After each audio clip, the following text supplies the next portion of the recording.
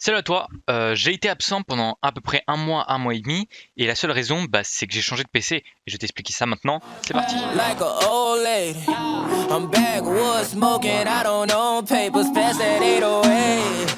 That don't shake her. Oh, bitch, you know I'm grinding like a pro skater. Baby mama bugging, I'm so quick to hit ignore. Buku bitches in my bed, I got scales all on my floor. I got money on the line, plus I'm clocking it galore. I got bitches kissing bitches, all them bitches go explore. I'm feeling way up, well, I stay up. Put your bitch on my Snapchat while I make her. She want a chance with me, cause she know I'm a rapper. I give a but I never get feelings, cause shorty, I know what you after. Okay, they watching me, they watching me, they watching me. They watching me, they watching me, they watching me. They watching me, they watching me, they watching me. They watching me, they watching me, they watching me. Alors désolé de la qualité sonore, mais c'est que je change aussi de matériel audio, donc je n'ai plus mon autre micro, mais il arrive bientôt. Donc pour le moment tu vas devoir te contenter de ce micro casque qui fait quand même un bon son. Merci à HyperX de faire des bons trucs. Mais donc pourquoi j'ai changé de PC? Donc tout d'abord c'est qu'il était plus assez puissant pour le streaming, mais c'est aussi que moi j'avais des raisons de nouvelles technologies à tester et de nouvelles choses. Alors j'ai voulu tester de nouvelles marques, de nouvelles choses, et j'ai pas été déçu en fait. Alors tout d'abord c'est que mon PC n'était plus assez puissant dans le streaming, je buguais souvent, je pouvais pas faire tourner tous les jeux, et des fois je streamais que sur les petits jeux en fait, genre Modern Warfare j'avais du mal, Rainbow Six je pouvais pas. C'était très compliqué pour moi de continuer comme ça. Alors j'ai changé de PC, j'ai tout changé de PC, et même je me suis dit tant que changer de PC, aussi changer de matériel audio. Alors le matériel audio je t'en expliquerai plus tard dans une autre vidéo. Mais le PC ça t'intéresse. Alors dans ce PC il y a pas mal de petites choses qui ont changé. Tout d'abord il est fait pour le streaming, le montage vidéo, le montage photo, et après pour le jeu vidéo. Mais il sera très très bon en jeu vidéo bien évidemment. Si tu cherches un PC dans le budget de 1200 €, 1300 €, tu prends le même que moi. Il sera parfait. Alors, le premier truc que tu veux savoir c'est le processeur. Le processeur c'est un Ryzen 7 3700X de chez AMD en socket AM4. C'est un 3700X avec 8 cœurs, 16 threads, cadencé à 3,6 GHz de base et en 4,4 GHz en boost. Pourquoi celui-là? Parce que déjà il est très bon en multitâche et en gaming. C'est la série 3000, donc très très bien. C'est aussi surtout qu'il se overclock automatiquement. Et pour moi il s'est overclocké automatiquement, et pour plein d'autres personnes. Mais si toi il se overclock pas automatiquement, tu peux le faire via l'application Ryzen Master qu'ont sorti AMD. Et surtout qu'il est fourni avec un très bon ventirad. Bon, je l'ai pas mis, mais RGB, donc avec ça tu feras tout tourner. Donc vraiment je peux que te le recommander. Très bon processeur avec un très bon ventirad. AMD sont bien moins chers que chez Intel, même si c'est pas très comparable parce que c'est pas la même chose non plus. Mais c'est quand même des très bons processeurs, contrairement à Intel qui font aussi de très bons processeurs, mais pour leur prix je préfère partir chez AMD. AMD font des putains de processeurs en multitâche, je vous les recommande de fou, et même pour le gaming, Ryzen 5 3600 qui est très bon. Celui-ci vous pouvez le trouver à un très bon prix, entre 300 et 350 €, ça dépend d'où vous l'achetez. Vraiment foncez dessus. Alors ce processeur je l'ai monté avec une B450 de chez MSI, une Tomahawk Max qui est déjà compatible Ryzen 3000 mais aussi Ryzen 2000 et Ryzen 1000. Il n'y a pas besoin de faire la mise à jour, donc je ne vais pas me prendre la tête. Elle est en socket AM4. Elle est en format ATX, elle est super pratique, elle a le Easy Manuel, c'est-à-dire que elle s'installe rapidement, c'est-à-dire que tu as une petite page en A4 qui t'explique comment vous brancher et tout. Super bien, très belle, très bien finie, une petite bande LED RGB, pourquoi pas. Faites gaffe juste si vous achetez des B450 de bien lire parce qu'elles sont la plupart du temps RGB et pas ARGB, c'est-à-dire en 4 pins et pas en 3 pins, donc faites gaffe si vous avez des ventilateurs parce que ça peut les griller.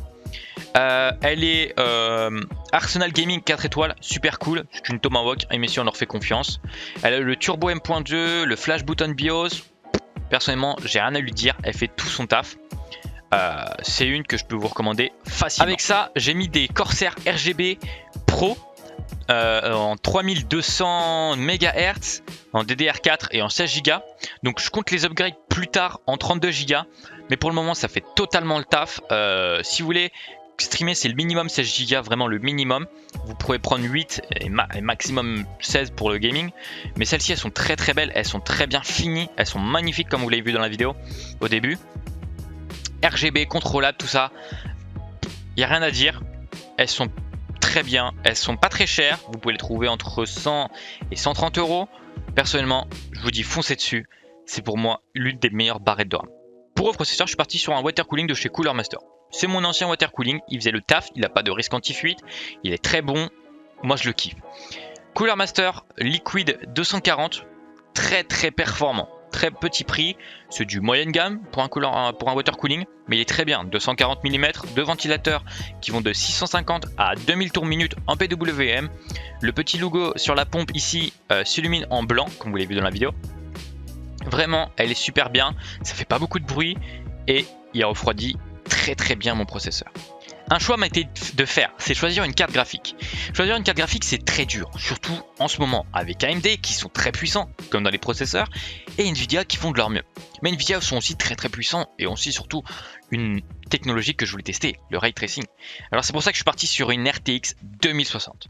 Je sais, il y avait les AMD RX 6000, 5600, 5600 XT, 5700 et 5700 XT qui sont très performantes mais qui ne possèdent pas le ray tracing. Alors je suis parti chez Gigabyte en RTX 2060 qui est OC de base, qui possède le WindForce, qui veut dire qu'elle ne tourne pas à fond quand je suis en bureautique, elle ne tourne que à fond quand elle en a vraiment besoin. La GDDR6 est compatible, une bande passante de 14 Gigabits et le ray tracing. Le ray tracing est très accessible maintenant sur les 2060 avec le DLSS plutôt, qui est un gain d'FPS on va dire, et c'est super cool en fait. Gigabyte, je l'ai trouvé à un très bon prix, je l'ai trouvé à 330 euros. Si vous la trouvez pas, si vous trouvez une RTX 2060 en dessous de 350 euros, foncez dessus. Mais si vous trouvez au-dessus, ça sert à rien, partir sur des 5600 XT ou 5600 qui sont aussi performantes, qui ne possèdent pas le ray tracing, soit. Mais voilà. Après, il y avait sur les 5600 XT de maintenant, elles sont la plupart du temps pas besoin de faire de la mise à jour de la carte graphique. Mais avant, quand j'ai dû choisir mes composants, il fallait et je voulais pas me prendre la tête, donc je suis parti vraiment chez Nvidia. Et même, il y a une technologie que je voulais tester, c'est le ray tracing, qui est super intéressant, et le RTX Audio Voice, qui est une technologie qui supprime tous les bruits, tout ça, les bruits blancs et tout. Et ça me paraît super cool. Donc vraiment Nvidia, je suis à fond avec vous.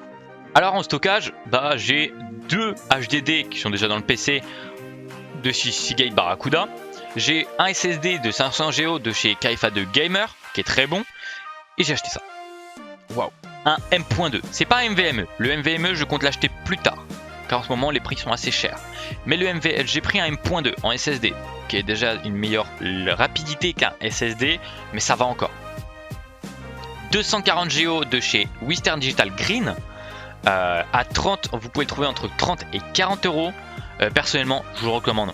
Si vous voulez un petit SSD qui rentre partout, qui passe partout, vraiment celui-ci fera le taf de fou. Et pour finir, j'ai fait confiance à une marque qui est pas très connue, mais qui est en soi guillemets très bonne. C'est Enermax. Alors je l'ai pris pour l'alimentation et le boîtier, et peut-être plus tard pour le water cooling. Alors Enermax, en alimentation, c'est la RevoBranch 2ème édition, en 700 watts, 80 plus bronze, qui est très bien, un rendement énergétique de 87%, c'est super bien pour une 87 plus bronze. Elle est semi-modulaire, elle est noire, tous les câbles sont noirs, c'est super cool. Elle a une fonctionnalité que toutes les 10 secondes en fait, elle prend de l'air et elle recrache de l'air. C'est un super refroidissement, ça s'appelle le Dust Free Reduction chez eux. Et vraiment, je vous la recommande de fou. 700 watts, super bien, il y a des scratchs pour les câbles.